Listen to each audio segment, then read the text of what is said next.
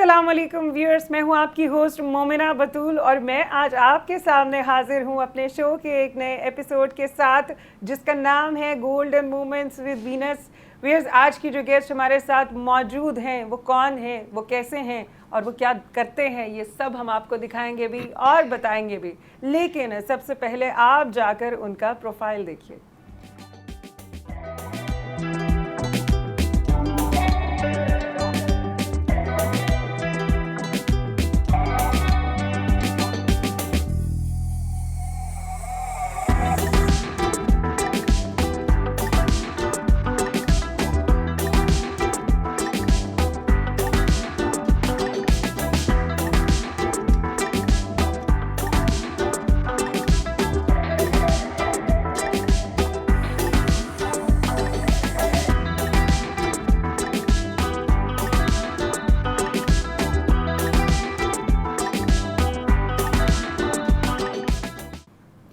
जी, तो आपने देखा उनका प्रोफाइल। हमारे साथ मौजूद हैं आबिद मजीद गोडल और इनका ब्रांड है एक बहुत ही बड़ा और बहुत ही देर से इस ब्रांड को ये लोग रन कर रहे हैं और मरकरी के नाम से इनका ब्रांड है जिसमें आपको इनके बहुत सारे अंडरगारमेंट्स और इनर सूट्स और बॉडी सूट्स मिलेंगे। आइए इनसे बात करते हैं और जानते हैं इनकी लाइफ के बारे में। अस्सलाम वालेकुम। वालेकुम सलाम, कैसी हैं मोमिना? मैं ठीक हूँ, आप बताएं आप कैसे? अल्हम्दुलिल्लाह फर्स्ट क्लास। सबसे पहले तो मुझे ये बताएं, माशाल्लाह से ये जो आपका ब्रांड है सब जानते हैं क्योंकि इसके इनर सूट्स होते हैं, बॉडी सूट्स होते हैं और आपके नाइट वेयर्स भी होते हैं, सॉक्स भी होते हैं। तो ये ब्रांड को रन करते हुए आपको कितना अर्सा हो गया? मोमिना, सबसे पहले इस ब्रांड को हमारे वालिद साहब ने शुरू किया था 1967 में। अच्छा। चचा के साथ। अच्छा। तो जब हम शुरुआत हुई थी तो वही एक छोटी ऑर्गेनाइजेशन होती है, उसी तरह से स्टार्ट हुआ था। कोई बहुत बड़ा विजन भी नहीं था। ऑब्वियसली हर बंदा जीरो से स्टार्ट क्योंकि करता वो है। इंडिया से माइग्रेट करके आए थे और शुरू में उन्होंने नौकरी की, फिर एक बनाया कि यार मैं अपना काम करता हूँ। हाँ। उस लगन से उन्होंने एक छोटा सा काम शुरू किया था। हाँ। तो इनिशियली बेस पे तो हमने सिर्फ एक जेंट्स की प्रोडक्ट बनाई थी जो बनियान वगैरह होती है, जिसमें हम फेमस भी हैं। जी जी। फिर आस्ते आस्ते वो ब्रांड अल्लाह ताला ने उसमें कामयाबी दी। कुछ वालिद साहब ने बहुत शदीद मेहनत की चचा के साथ मिलके, तो वक्त के साथ साथ चीज़ें समझ में आने लगी, कुछ चीज़ें आसान होती गई। तो काफी तो फिर डिफरेंट चीज़ों में आते गए हम लोग। हाँ, और हाँ। फिर मैंने इस फैमिली बिजनेस को 1993 में ज्वाइन किया अच्छा। और मैं MBA ग्रेजुएट हूँ मार्केटिंग में। तो अच्छा, जाहिर सी बात है, एक वालिद साहब ने हमको स्टेज तो दे दिया था, तो इस स्टेज से बेसिक चीज़ें हमको मिली हुई थी। तो उन्होंने आपको एक जो है एक फील्ड हिसाब का- साजगार करके हाँ। दे दी थी। फिर हमने उस पर दूसरे प्रोडक्ट्स को इन किया। हाँ। जाहिर सी बात है, हमें भी आने के बाद हमको देखना था कि हमारी कंपनी को और किस तरह से आगे और ले जाए। ऑब्वियसली फिर आपका फ्रेश माइंड था और आपको आगे बिजनेस और चीज़ों का स्टाइल भी जाहिर सी बात है, हम ग्रेजुएट और बिजनेस करके आए थे, हाँ। तो उससे हमारे को पता चला कि जो हमारी कंपनीज में खामियां नजर आई में, तो उसको हमने कुछ ओवरकम किया। कुछ पुराने एक्सपीरियंस थे वालिद का और फिर कुछ हमने अपने नए तजुर्बात किए। तो मिक्स एंड मैच करके अल्हम्दुलिल्लाह आज मुझे भी 30 साल हो गए हैं बिजनेस ज्वाइन किए हुए। तो उसमें हमने काफ़ी चीज़ें इंट्रोड्यूस की। लेडीज़ टाइट्स हैं, लेडीज़ लेगिंग्स हैं, सॉक्स हैं, स्पोर्ट्स वेयर हैं, और पाकिस्तान की पहली होजरी में एक रिसर्च बेस्ड प्रोडक्ट है जो डायबिटिक सॉक्स है। अरे तो अल्हम्दुलिल्लाह वो हम पाकिस्तान के पहले मैन्युफैक्चरर हैं जिन्होंने डायबिटिक सॉक्स बनाया। डायबिटिक सॉक्स बेसिकली लोग उसका क्या फायदा हाँ है? नाम सुनते समझते हैं कि यार इससे डायबिटिक्स खत्म हो जाएगी, तो That's ऐसा why नहीं है। I'm shocked. मैंने कहा उसका क्या फायदा है? तो डायबिटिक सॉक्स उन पेशेंट के लिए होती है जिनको डायबिटिक्स होती है। वो एक्चुअली प्रिकॉटिव प्रोडक्ट है। जो डायबिटिक्स पेशेंट होते हैं उनके पाँव वगैरह में अमूमन जो जख्म लग जाते हैं, हाँ। तो वो क्योरेबल और नहीं फिर होता वो है, सही नहीं होते हैं, हीलिंग नहीं mostly, होती है। हाँ, लोगों के तो उसके लिए उसकी बनावट ऐसी की गई है कि उसकी डबल थिक होती है फुट की तरफ, और Okay. ये जो फुट के ऊपर लेग पोर्शन है उसको लूज रखा जाता है वो डिफरेंट इलास्टिक से, Okay. ताकि उनका इंसुलिन लेवल जो है वो स्लो ना हो। मतलब क्योंकि जब आपका बॉडी का इंसुलिन लेवल स्लो होता है तो आपका डायबिटीज बढ़ जाती है। तो एक टेक्निकली प्रोडक्ट रिसर्च करवाया गया जो पाकिस्तान के बड़े मशहूर डॉक्टर थे, अभी इनका रिसेंटली इंतकाल हुआ है, रज़ाक मेमन साहब। अच्छा। तो उनके साथ बैठ के काफ़ी चीज़ें हमने सीखी। फिर नहीं तो इट वर्क्स, मतलब लोगों को इससे हाँ, फायदा इससे हो रहा है? प्रिकॉटिव सॉक्स हैं। जैसे आप कोई चीज़ पहनते हैं ना तो उससे आपकी चीज़ों को बेहतर हो जाती है। हाँ। क्योंकि मेडिसिन नहीं है कि आप पहनेंगे और आपका ब्लड डायबिटीज That's का, why I'm shocked. We want to know about this. But is a precautive product है जिससे आपको उस पर रिलीफ मिलता है या आपको जख्म नहीं लगते, उससे आपका बचाव हो जाता है। तो इट्स अ न्यू थिंग या तो उसको भी माशाल्लाह 10 साल हो गए हैं। अच्छा, वेरी और गुड। क्योंकि ये प्रोडक्ट अल्हम्दुलिल्लाह पाकिस्तान की एक मासिस के लिए बनाई गई है जो आम आदमी पहनता है। हाँ, और आजकल तो महंगाई इतनी है कि हमारी प्रोडक्ट भी अब महंगी हो गई है, हमें बहुत खुद भी ज़्यादा। अंदाज़ा है। आजकल तो हर चीज़ ही हर महंगी चीज़ महंगी हो गई है, है। बट क्योंकि हमारी जो टारगेट ऑडियंस है या जो हमारे पहनने वाले हैं वो एक आम आदमी है, तो उसको ज़ाहिर सी बात एक चीज़ महंगी होती है तो हमें उसका एहसास भी है और दुश्वारियाँ भी हैं। और अल्हम्दुलिल्लाह 2010 में हमें एक ब्रांड अवार्ड भी मिला। वज़ीर आज़म उस वक्त के थे यूसुफ रज़ा गिलानी साहब, अरे तो कंग्रेचुलेशन। ब्रांड अवार्ड भी दिया गया कि हाँ। एक मासिस प्रोडक्ट है जो हर आदमी पहन सकता है या मारूफ प्रोडक्ट है। हाँ हाँ, तो अल्हम्दुलिल्लाह अल्लाह ताला ने वो भी नवाजा है। ओके। यानी कि ये जो आपकी प्रोडक्ट है इसने काम किया जब भी 10 साल हो गए इस प्रोडक्ट को भी चलते हैं। हाँ, इस प्रोडक्ट को भी चलते हुए 10 साल हो गए। मतलब इसमें ये होता है कि अगर पेशेंट है कोई डायबिटीज़ का, उसको ज़ख्म हो जाता है पैर में, तो हवा की क्रॉसिंग होती है नहीं, या क्या जख्म होती ना है? हो इसीलिए ये पहना जाता है। और अगर जख्म है, जख्म हो जाएगा तो फिर उसको हील अप नहीं होता। डायबिटिक्स पेशेंट का एक प्रॉब्लम होता है कि उनकी जख्म बहुत स्लोली हील अप होता है। ओके। लेकिन ये आप जो है आप बता रहे हैं ये सॉक्स हैं, इसको आप सर्दियों में भी पहन सकते हैं, हाँ, गर्मियों सर्दियों में के लिए ज़्यादा obviously ही बेनिफिशियल है क्योंकि डबल थिक सर्दियों के होती लिए, है। हाँ, तो तो वो beneficial थोड़ा सा आपको वार्म अप रखते हैं फुट्स को। और गर्मियों में तो नहीं पहन सकते। गर्मियों में भी पहन सकते हैं क्योंकि बेसिकली देखिए डायबिटिक पेशेंट के लिए वो सॉक्स है, हम्म। बट सर्दियों में वो डबल काम करता है कि आपके फुट को वार्म अप रखता है। वार्म अप भी करता है। लेकिन कुछ पेशेंट्स ऐसे होते हैं कि जिनको डायबिटीज के साथ हाई बीपी का भी मसला हो और वो ना गर्मियों में सॉक्स पहन सकें। नहीं, देखें सॉक्स का एक्चुअल जो काम है ना, जो आम सॉक्स का काम है, हाँ। हमारे यहाँ एक थोड़ा सा मिसकॉन्सेप्शन है एशियन कंट्रीज़ में कि हम सॉक्स और बनियान या जो भी चीज़ें वेस्ट हम सोचते हैं कि यार ये सर्दियों में पहनने की चीज़ है। हाँ। एक्चुअल ये गर्मियों की ही चीज़ है क्योंकि आपकी स्वेटिंग लेवल गर्मी में बढ़ जाता है, तो वो हाँ। एब्जॉर्ब करने के लिए कॉटन की लेयर होती है जो कि ज़रूरी होती है। ओके, तो ज़्यादा इनर वियर जो दुनिया में पहना जाता है वो गर्मियों में ही पहना जाता है। ओके। सर्दियों के लिए फिर वार्मर्स आते हैं या थर्मल्स आते हैं, वो एक अलग प्रोडक्ट वो है। एक अलग वो बॉडी सूट्स वगैरह जो तो जो आप हमारे यहाँ स्नो concept- वगैरह में हाँ। पहन सकते हैं। जो सॉक्स पहनने के एक्चुअल वजह है वो स्वेटिंग की स्मेल ना आना है, हाँ हाँ, तो वो मतलब आप गर्मियों में ज़्यादा होगा आपकी स्वेटिंग को एब्जॉर्ब कर Absorb लेता करने के है। लिए, बट हाँ। यहाँ पे मैं थोड़ा सा बताती चलूँ कि पाकिस्तान में थोड़ा उल्टा है। वो कहते हैं कि वो गर्मियों में मिसकंसेप्शन है, कुछ हाँ। हमारी कमी है कि हम लोगों को सही। बहुत अच्छा कि आपने ये बात बता दी, क्योंकि बहुत सारे लोग हैं कि जो ये कहते हैं कि गर्मियों में आप अगर बनियान पहनते हो तो आपको ज्यादा गर्मी लगती है। नहीं, बट ऐसा कोई नहीं है, कॉन्सेप्ट ऐसा नहीं है। एब्जॉर्बमेंट देखें दुनिया के अंदर जो स्किन डिजीज़ होती है वो होती इसलिए कि आपके अगर अंडर लेयर कॉटन की नहीं है, आप जो शर्ट्स पहनते हैं अपर वेयर हाँ। या आउटर वेयर जो पहनते हैं वो ज़्यादातर कॉटन भी होते हैं, तो उसके अंदर 30% मिक्सिंग होती है पॉलिस्टर, नायलॉन या और कोई मटेरियल, बिल्कुल ऐसे तो वो है। आपकी स्किन को डायरेक्ट लगती है, फिर उसके स्वेटिंग से आपका वो एक एलर्जीज डेवलप होती है। अगर Body आप में कॉटन लेयर allergy हो है, जाती है। चाहे कोई भी प्रोडक्ट हो, बट उसकी कॉटन लेयर ज़रूरी है ताकि उसके आपको दो बेनिफिट, एक तो आपके स्किन बेनिफिट्स है हाँ हाँ और दूसरा आप जो गारमेंट पहनते हो उस पर भी जो स्वेट के निशानात आते हैं वो भी बच जाते हैं, तो आपकी गारमेंट की लाइफ भी बढ़ जाती है। बिल्कुल सही। तो ड्यूअल बेनिफिट्स हैं। तो लोगों को मेरे हिसाब से थोड़ी हमारी कमी गई है कि हमारी एड कैंपेन में ही हम लोगों को तरबियत नहीं दे सके। तो अभी आज ये पॉइंट रेज हुआ तो इत्तेफाक की बात और है। ये कुछ बहुत ही पते की बात पता चली है कि गर्मियों में आप इनर जरूर पहना करें, क्योंकि उससे जो है आप पसीना जो है उसका एब्जॉर्ब आपका होता है और लोगों को फिर आपसे स्मेल नहीं आती है। ऑब्वियसली स्मेल नहीं आती, स्किन के डिफरेंट डिजीजेज हैं जिससे आप बचाव हो जाता है। एलर्जी नहीं होती। सबसे बड़ा मसला यहाँ पे यही होता है कि एलर्जी हो जाती है गर्मियों में बहुत ज्यादा, जिसे क्योंकि कहते हैं आपका जो गारमेंट होता है वो या तो सिल्क है या फिर कोई पॉलिस्टर में है, भी हो नायलॉन जाता है, है। आप हाँ, तो देखें लॉन के अंदर भी जो कॉटन लॉन है उसमें भी 30% विस्कॉस होता है, जो कि मैन मेड फाइबर है, जिसको हम लोग अमूमन कॉटन बोल के बेचते हैं, उसमें भी 30% विस्कॉस है। तो इट इज़ नॉट गुड और friendly for skin as compare to cotton. Seriously, मतलब तो वो चीज़ें हैं कि आपको कॉटन की लेयर होनी चाहिए फिर आप गारमेंट्स पहने। और ये सिर्फ जेंट्स के लिए नहीं, ये लेडीज के लिए भी है, बिल्कुल लेडीज के लिए भी है। बिल्कुल। और ये इतनी ज़बरदस्त आपने इन्फॉर्मेशन दी है। आई होप हमारे देखने वाले जो हैं उनको भी इस बात की अवेयरनेस आएगी कि गर्मी हो या सर्दी हो आपको इनर पहनना बिल्कुल बहुत ज़रूरी होता हाँ। है।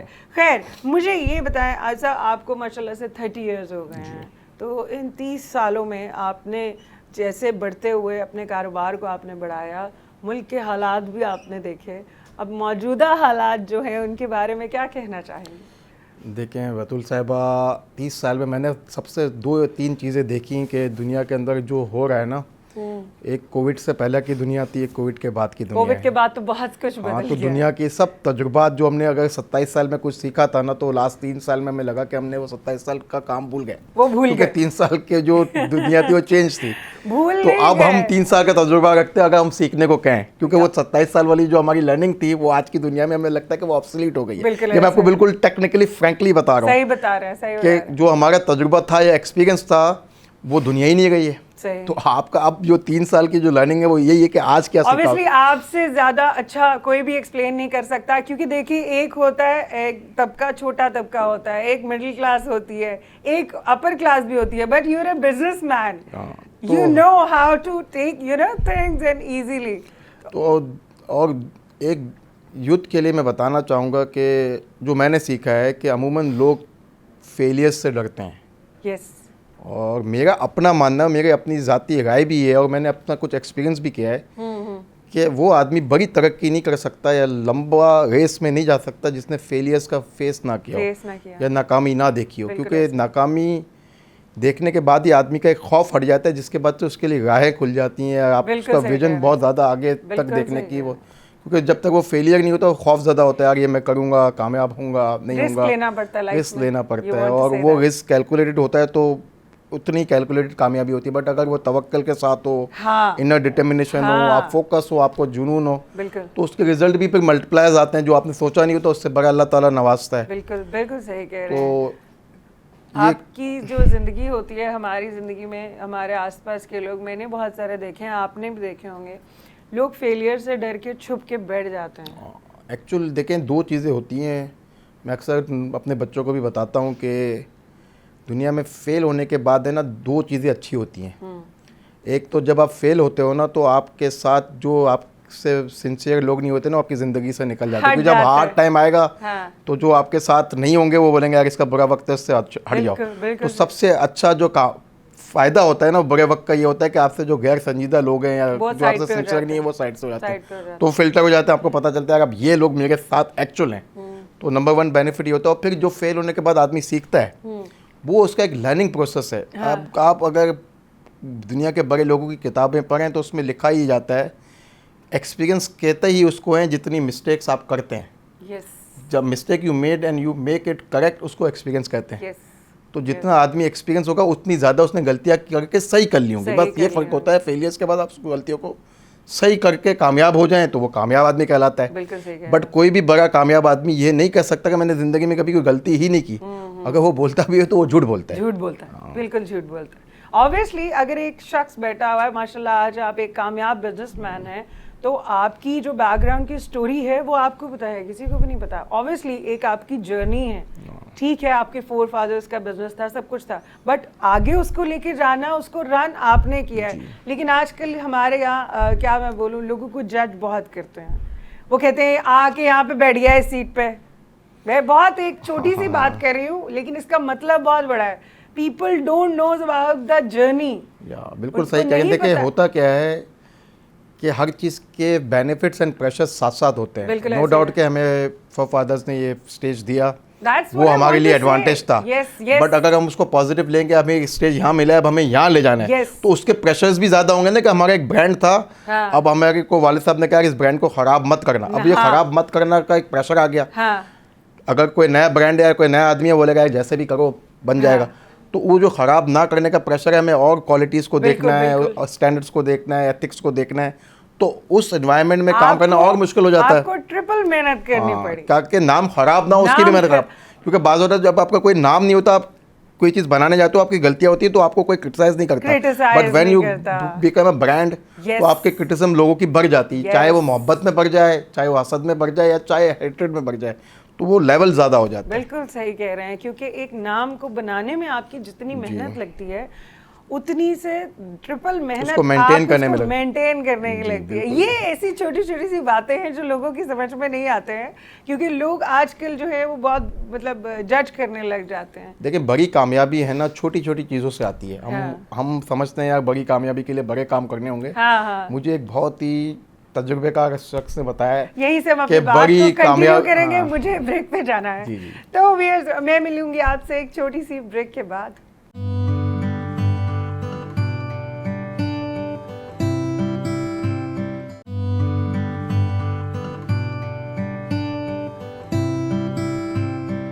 वेलकम बैक व्यूअर्स, हम आ गए हैं ब्रेक से वापस और इस वक्त हम बैठे हैं आबिद मजीद गोडल साहब के साथ और बड़ी अच्छी बातें हम लोग कर रहे थे।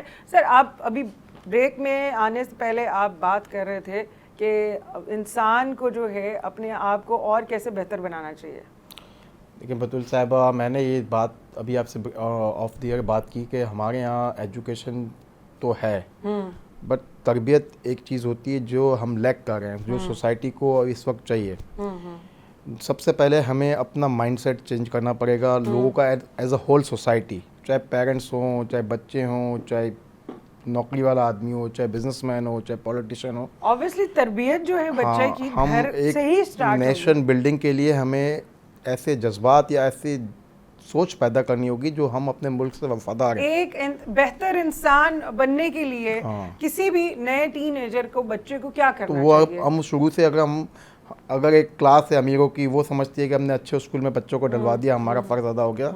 ऐसा नहीं है। जब तक आप उसकी तरबियत नहीं करेंगे, ग्रूमिंग नहीं करेंगे, उस पर नज़र नहीं रखेंगे, वो स्कूल जाएगा नहीं तो वो तो सिर्फ पढ़ाइयों तक ही रह जाएगा या किताबों से सीखेगा। और वो उसका जो बुरा इफेक्ट आता है कि वो फिर हम हैं ईस्टर्न, जो हमारे कोर्सेज हैं, जो हमारे बच्चों को एजुकेशन दी जा रही है वो वेस्टर्न कल्चर है। तो वो मैं कंफ्यूज हो जाता है या उसकी समझ में नहीं आता है कि यार मेरा घर का माहौल ये है, मैं किताब में ये पढ़ रहा हूँ, मैं टीचर्स को इस तरह से देख रहा हूँ। हाँ। तो हमारा सोसाइटी एक कंफ्यूज सोसाइटी है। तो फिर उसका जो बाई प्रोडक्ट बन के आता है, हाँ। वो हमारी सोसाइटी में बच्चा जो आता है, हाँ। रहते हम ईस्टर्न कंट्री में हैं, बात हम वेस्टर्न की करते हैं और फिर उसका जो मिक्सअप होता है, वो हम मिक्स हो गए ना, हम दीन के हैं ना हम दुनिया के हैं।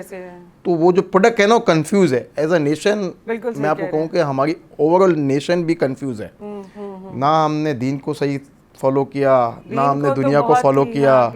हम इस्लामाइजेशन की कुछ तबका बात करता है, कुछ वेस्टर्नाइजेशन की बात करता है, तो एक अजीब मैसअप हुआ है, बहुत ही कंफ्यूज। तो हमें बेसिकली एज अ होल, अब मैं आपको ये कहूँ कि एक अच्छे खासे माइंडसेट चेंज करने की ज़रूरत है और इसके लिए हर एक को मेहनत करनी पड़ेगी। मैं ये भी नहीं कह सकते यार लीडरशिप की गलती है या हमें कोई ऐसी राह दिखाने वाला नहीं है कि हम इन चीज़ों को कैसे कूप करें। हम सब देख रहे हैं लेकिन हम कुछ कर नहीं पा रहे हैं। हम बेसिकली बेहिस भी हो गए हैं, बेबस भी हो गए हैं। कुछ चीज़ें हम कर नहीं पाते, कुछ चीज़ें हम कर पाते हैं तो हम उस पर करना नहीं चाहते एज अ सोसाइटी।